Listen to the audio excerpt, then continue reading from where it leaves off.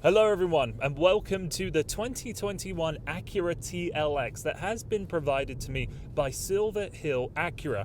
I'm in the Platinum Elite trim, and the reason why I'm making this video is because I do think there is enough of a difference to talk about in this trim level compared to the A-Spec that I tested out a couple months ago.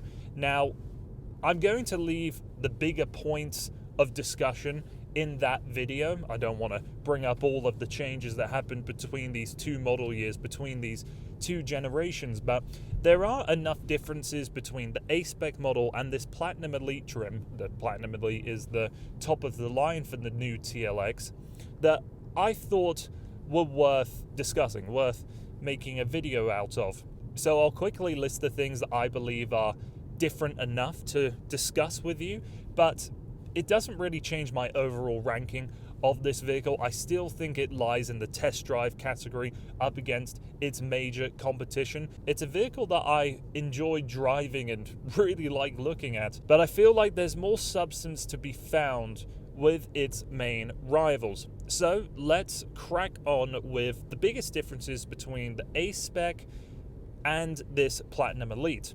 In terms of equipment, you get a few other things that I wish you really could find in that A-Spec. Firstly, the adaptive dampers. They're a piece that is exclusive to this Platinum Elite. I'm almost certain that when the Type S comes along in the near future that it will have this adaptive damper system, and you'll really notice it when you change from normal mode into sport mode, because alongside all of the other changes that happen to a car when it goes into sport mode, like the throttle being more alert, the steering being tighter, the ride noticeably changes, and it's something that I really wish I could have experienced the first time round in the A-Spec TLX. That is, in my opinion, the biggest difference from behind the wheel. The TLX, as it stands, I believe is standing more on the sporty side of the spectrum when we're talking about compact sports sedans. So the ride is involving, but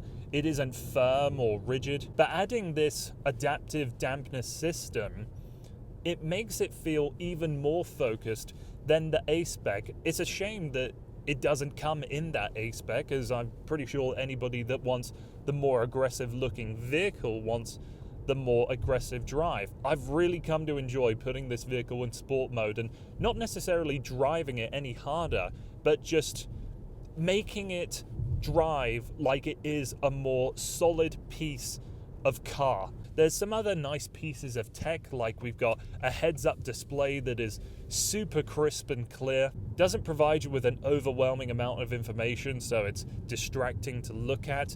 With the wood trim and a little bit more leather on the interior, it feels a little more upmarket than the A-Spec. For a brief moment, I want to discuss the different colors that you can get with this accent lighting, because it isn't just red, purple, green, yellow, just going through the different color cycle.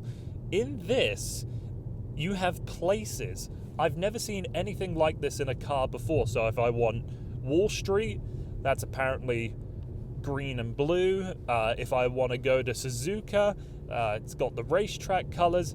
All very strange. There's a 360-degree camera in this one. There's more adjustment in the front seats, and with the rear seats, they are heated as well. The powertrain is the same across the board for the new TLX, so it's still the 2-liter turbocharged 4-cylinder engine with 272 horsepower and 286 pound-feet of torque, with a 10-speed automatic transmission and super handling all-wheel drive. With the A-Spec, you got that different steering wheel with the red stitching and the badging and all of the other things to make it feel like a little more of a sporty drive. But in this one, you get these black plastic paddles that are kind of waxy. They've got an interesting grip feeling to them. They work no better or worse than what I've experienced in the A-Spec. Still, I find this transmission is searching a lot of the time. It's a little uncouth, as I said in the last video. It doesn't quite have that smoothness I was hoping to expect. And I think there's still a bit too much road noise coming into the cabin.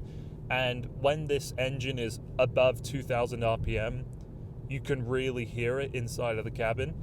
So I find that to be a little bit of a shame. So there you go. Those are all the changes I've noticed between the TLX A-Spec and the TLX Platinum Elite. Now that I've driven this one, even though it comes at a little more of a price premium, I would rather be in this than the A-Spec, largely due to its adaptive dampeners, but there are a couple of nice pieces of tech that are exclusive to this vehicle. So many thanks to Silver Hill Acura that gave me a couple days to play around with their vehicle. Their information is linked down below, and hopefully I will see you guys very soon with some more videos in the upcoming weeks.